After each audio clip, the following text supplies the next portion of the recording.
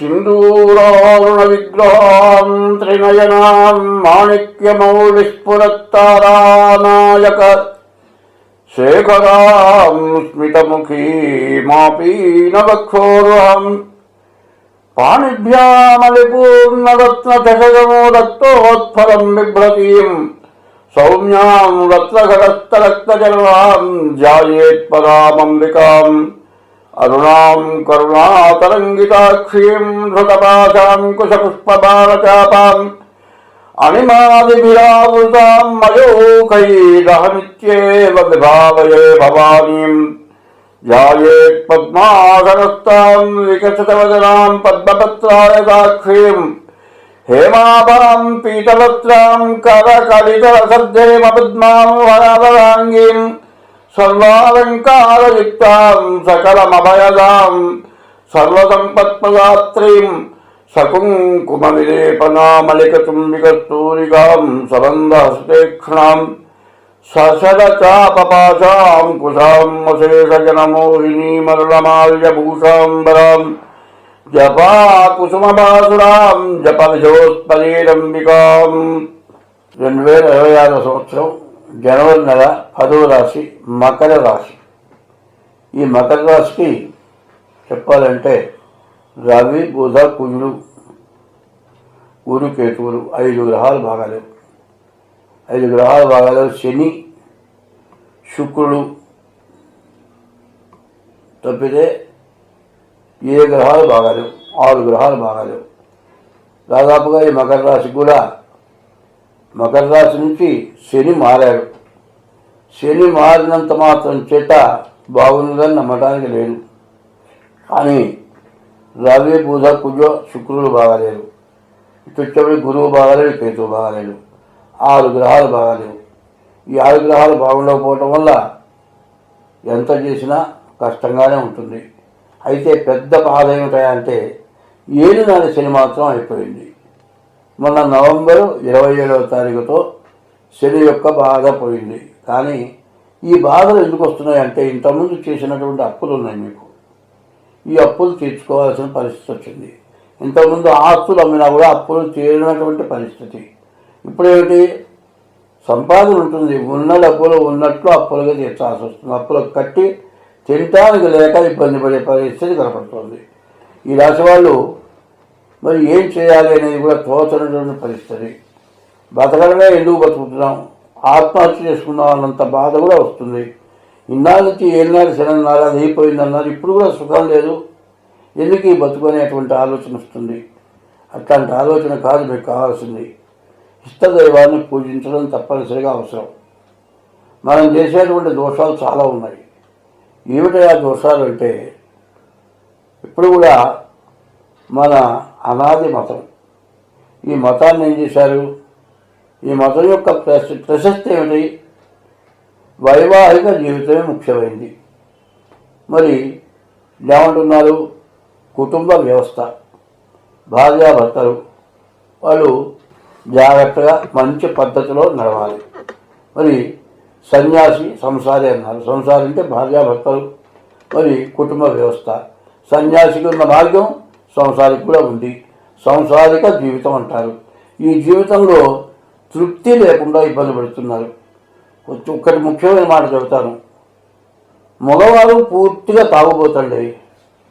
ఇంట్లో ఉన్నది మొత్తం తీసుకెళ్ళి తాగుతాడు. భార్య కూలి పని చేస్తుంది. కూలి పని చేసి ఇంటికి తీసుకొచ్చి అందరినీ పోషిస్తుంది. భార్య సంపాదించిన డబ్బులు కూడా లాక్కొని వెళ్ళి వాడు తాగుతాడు. తాగి ఎక్కడో పడిపోతాడు. ఈ భార్య ఏం చేస్తుంది, ఇంటికి రాకపోతే పోయి వెతికి వాడిని తీసుకొచ్చి స్నానం చేయించి వాడికి అన్నం పెడుతుంది. ఆ ఒక్క మహాపతివ్రత అంటారు అవని. ఆ ఒక్క మహాపతివ్రత వల్ల కుటుంబం అంతా కూడా బాగుపడుతుంది. కష్టపడి పిల్లలు చదువు పైకి వచ్చి తల్లిదండ్రులకు అన్నం పెట్టేవాడు అవుతారు. లోకుల్ని దుర్మార్గంగా ముంచి కాజేసినటువంటి వాళ్ళు కుటుంబం మొత్తం భ్రష్టు పట్టిపోతుంది. మరి కష్టపడి కూలి పని చేసి భర్తని పిల్లల్ని పోషించినటువంటి కుటుంబం పైకి వస్తుంది.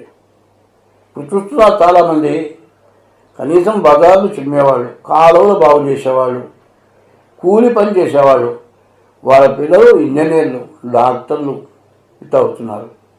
మరి ఎస్పీలు ఇట్ అవుతున్నారు, మరి వాళ్ళు యూట్యూబ్లో చూపిస్తున్నారు. ఎందుకు అవుతున్నారు? వీళ్ళు రక్తం ధారపోసి పిల్లల్ని పెంచి పెద్ద చేసి వాళ్ళని చదివించారు, వాళ్ళకి మంచి బుద్ధులు నేర్పారు, వాళ్ళు బాగున్నారు. బాగా ఐశ్వర్యవంతుల ఇళ్లలో పిల్లల్ని ఏం చేస్తున్నారు? కనీసం వాళ్ళకి 2 వీలర్ ఇస్తారు, వీళ్ళు చదువుకొని తిరుగుతారు, అమ్మాయిలమ్మలు పెడతారు. ఇట్లా జరిగి ఏమవుతుంది? పెళ్ళైన వాళ్ళు పరస్త్రీ వ్యామోహం, చదువుకునే పిల్లలు పరస్త్రీ వ్యామోహం. మన ధర్మం ఏంటి? భార్య భర్త, భార్యకు భర్త ఒకటే, భర్తకి భార్య ఒకటే, ఇంకోటితో సంపర్కం రాకూడదు. అట్లా కాకుండా వివాహం అయిన తర్వాత పిల్లలు కలిగిన తర్వాత మగవాడు ఇంకో దాన్ని మరిగి, ఆడమనిషి ఇంకోటి మరిగి విడిపోయి పిల్లలు వదిలేసి పిల్లలు బజారు పాలైపోయి తల్లిదండ్రులు దిక్కులేని వాళ్ళైపోతే దీనివల్ల మన హిందూ ధర్మమే నశించిపోయే పరిస్థితి వస్తుంది. ఇట్లాంటి బ్యాడ్ టైం, చెడ్ టైం ఏంటి? కుజుడు వచ్చేవి వల్ల బాగాలేడు, మరి గురువు బాగాలేడు. ఈ టైముల్లో కుజుడు ఇట్లాంటి గ్రహాలు బాగాలేని టైంలో ఏమవుతుంది? ఇట్లాంటి దుర్వ్యసనాలు తయారైపోతున్నారు. దానివల్ల విపరీతమైన నష్టం, కష్టం జరుగుతుంది. ఈ పిల్లలు అన్యాయం అయిపోయి తల్లిదండ్రులు అడుక్కుంది ఇట్లాంటి పరిస్థితులు రావడానికి కారణం ఏంటి? ధర్మం పద్ధతికి తప్పి ప్రవర్తిస్తున్నారు. దానివల్ల చాలా నష్టాలు వస్తున్నాయి. కాబట్టి ఎప్పుడు కూడా జాతకం చూపించుకోవడం కావాల్సింది నీ ప్రవర్తన ఏమిటి, నువ్వు ఎట్లా ఉన్నావు, ఎట్లా బతుకుతున్నావు, నిన్ను వేరుపెట్టి చూపించేటువంటి లక్షణాలు నీకు ఉండాలా, లేకుండా మంచి ధర్మమైన పద్ధతిలో నడవాలా అనేటువంటిది ఎవరికీ అర్థం కావట్లేదు. ముందు ఇది అర్థం చేసుకోవాలి. చాలామంది జాతకం చెప్పించుకుంటారు. ఏమిటా అంటే ఈ చేసుకున్న భార్యగా ఇంకొక ఉంటుంది, నువ్వు ఒక్క పిల్లాన్నే పోషించలేవు, వచ్చే ఆదాయం. సరిగ్గా పెద్ద పెద్ద ఉద్యోగస్తులు లక్షలు సంపాదించే వాళ్ళు పిల్లల్ని చదివించడానికి చాలనటువంటి ఇబ్బంది పడుతున్నారు. ఇద్దరిని పెట్టుకుని ఎంతవరకు బాగుపడతారు? ఇట్లాంటి సమస్యలు బాగా విపరీతమైన పరస్త్రీ వ్యామోహం, పరపురుష వ్యామోహం, దీనివల్లనే మన దేశంలో, మన భారతదేశంలో మరి ధర్మం తప్పిపోయి అధర్మానికి పాల్పడి వాళ్ళు నష్టపడి అందరినీ నష్టపెడుతున్నారు. కాబట్టి ఈ రాశి వాళ్ళు చాలా జాగ్రత్త పడండి. డేట్ ఆఫ్ బర్త్ ద్వారా జాతకం చెప్పించుకోండి. ఈ రాశి వాళ్ళు ఎప్పుడు కూడా శనికి జపం చేయించుకోవాలి, కుజుడికి జపం చేయించుకోవాలి. మరి రాహుకేతువులు బాగాలేదు, కాలసర్ప దోషం కనపడుతుంది. ఈ దోషాలకి తగినటువంటి శాంతి చేసుకోవాలి. డేట్ ఆఫ్ బర్త్ ద్వారా జాతకం చూపించుకోవాలి. ఇది చాలా అవసరం. ముందు చెప్పేది ఏమిటంటే బ్యాంకులో డబ్బులు వేసుకున్నాం అనుకోండి, 1 నెల పాటు వదిలిపెడితే వడ్డీ బాగా పెరుగుతుంది. అదే నువ్వు చేసిన పాపం కూడా దీనిలాగానే వడ్డీ పెరిగి పాపం వల్ల నువ్వు నష్టపడతావు, చాలా కష్టపడతావు. వీటి నుంచి తప్పించుకోవాలంటే ఏమిటి? మరి మంచి అనేది చాలా అవసరం. ఎప్పుడు కూడా ఎక్కడి దాకా ఎందుకు కొంతమంది చూస్తున్నారు కదా, బొట్టు పెట్టుకోలే, ఇంకా బొట్టు పెడుతున్నారే, ఇంకా వెనకబడిపోయినావు, బొట్టు పెడితే వెనకబడిపోయినా అట్ట. బొట్టు పెడితే వెనకబడిపోవటం ఏంటి? బొట్టు పెట్టుకోకుండా ఉంటాం. ఇప్పుడు మన ప్రభుత్వం కూడా ఏం చేస్తుంది? మన మతం వదిలి ఇంకో మతం స్వీకరిస్తే వాళ్ళు ఏ కులానికి పనికిరాని వాళ్ళగా లెక్కరిస్తున్నారు. మరి ఎందుకంటే తన ధర్మాన్ని వదిలి ఇతర ధర్మానికి పోకూడదు. ఇప్పుడు మన పరిస్థితి ఏం కాబోతుంది అంటే, పెళ్లి చేసుకున్న తర్వాత సంవత్సరం లోపల విడిపోయి కోర్టుకెక్కి దావా చేసుకుని విడాకులు దాకా మళ్ళీ పెళ్లి చేసుకుంటానికి అవకాశం లేక నీచం అనుభవించి చివరికి ఏమనుకుంటున్నారు, ఇక పెళ్లి వద్దు అనే పరిస్థితి వచ్చేసింది. విదేశాల్లో లిమిటేషన్ మ్యారేజ్, 2 ఏళ్ళు 3 ఏళ్ళు 4 ఏళ్ళు పిల్లలకు అంటారు, ప్రభుత్వాలు గొప్ప చెబుతారు, విడిపోతారు, మళ్ళీ ఇంకోటి చేసుకుంటారు. ఆ గతి మనకు పట్టాలా? మన సాంప్రదాయం కావాలా, ఇతరుల దేశ సాంప్రదాయం కావాలా? కనీసం మన ఇళ్లలో శుభకార్యం జరిగితే భార్యాభర్తలు ఇద్దరు వచ్చి అక్షతలు వేస్తారు.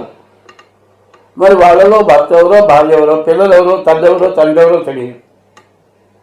ఆ పరిస్థితికి దిగజారిపోతున్నారు.